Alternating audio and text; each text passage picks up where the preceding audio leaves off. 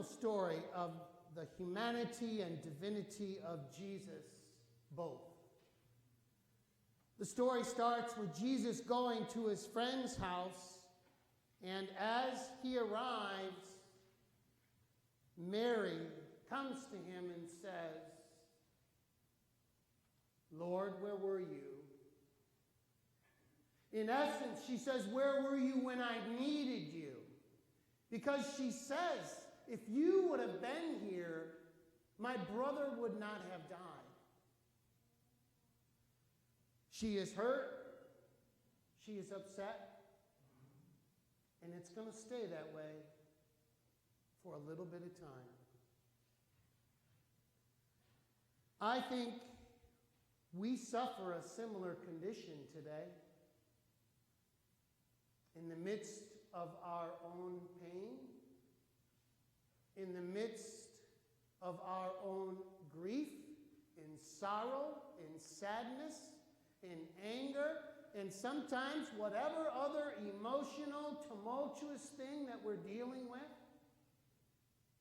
I certainly see it when people are dealing with death.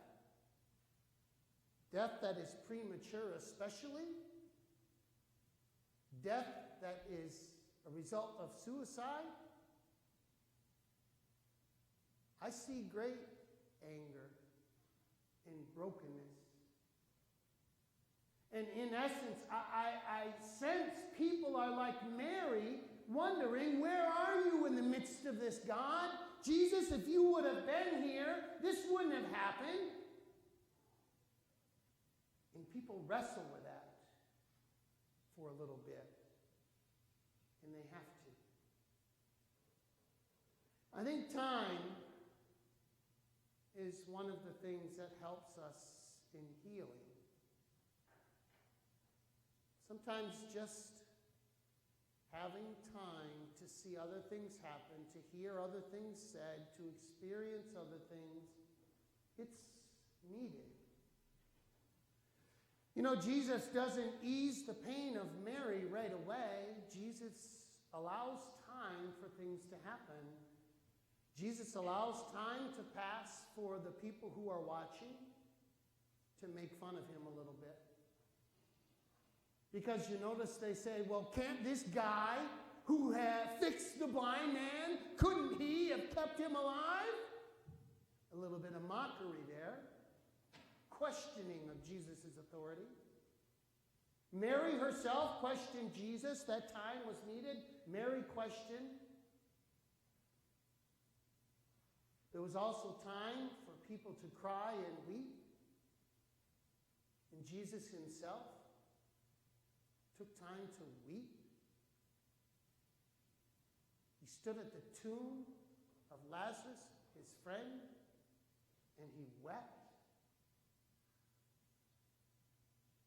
I think when we are in the midst of this time of struggle, when we are in the midst of a time of confusion and doubt and questioning, I think Jesus is right there with us, weeping, hurting, struggling with us. And we don't necessarily sense it in that moment, but it's happening. So the story continues, and Jesus says, where is he? Where has he been laid? And they take him to a tomb. And they warn him, don't do it. It's going to smell. He's been dead for 10 days. And Jesus says, roll the stone away. And then Jesus makes this pronouncement. He prays and he tells God, thank you, I know what's going to happen. And the only reason I'm praying out loud now, Lord, is for everyone else to hear me, and that they may know I have been sent here for them. And that's when the text says Jesus gave a shout to call forth Lazarus from the tomb. I really think it's important to yell that when I'm reading in church, so that you get the idea that what happened in that moment was startling. A dead man came to life after being dead for 4 days. What does the shout sound like for you? Have you ever heard the shout of Jesus just commanding you to come out of the tomb you are in, whatever that tomb is, to come out of the tomb of addiction, to come out of the tomb of depression, to come out of the tomb of denial or financial impropriety? We sometimes place ourselves in our own holes, in our own caves, and we block it up, and we don't want to be by people. We don't want to talk with people. We want to be alone. We want to be isolated. And I'm convinced there are people, places, and things that occur in our life that are Jesus yelling to us, come out and live again. The words I speak now are terribly harsh if you're in the cave. They're really hard to hear. If you're behind the tomb with the rock and you're alone and you're struggling, I know how hard it is to be in the cave alone. I may not know for your reason, and you may not know for mine, but I know sometimes the only way I can hear God's voice is if it's a great shout. And so I think God allows time to pass, whatever time is needed for us to heal. That can be infinite and endless, but I think God will continue to call out in us in ways that are helpful to us. Through the voices of a child, a friend, a text, maybe even a pastor's message, a note, something on Facebook or YouTube that helps us. God calls out, and sooner or later, you will hear it. You will. Because it's not up to you. Sooner or later, God will try in so many ways and not give up. You'll hear it. And you will have the strength and the ability to respond. Because this is about God's grace. This is about God's desire to go to the tomb where someone is already dead for 4 days, and they stink, and they rot, and no one in the world expects life to come out of the mess. But that's where Jesus goes.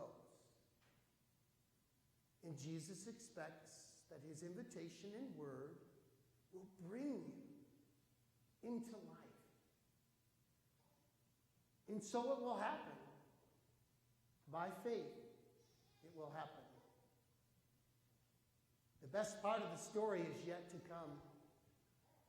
You would think that Lazarus coming to life and walking out of the tomb is the coup de grace, it's the height. It is not. It is what Jesus says next is the powerful part of the story. When Lazarus comes out, he is wrapped up in cloth. He is bound. Jesus says next, unbind him and let him live. All too often, we are able to make that first step out of the tomb into life again, but we're still bound. We're still wrapped. We're still covered. And we need to be unbound from something. In the Old Testament, the old Jewish custom was that the priests and the scribes and the Pharisees, they would sit with the Talmudic law and they would listen to someone's charge of what they did against the Ten Commandments.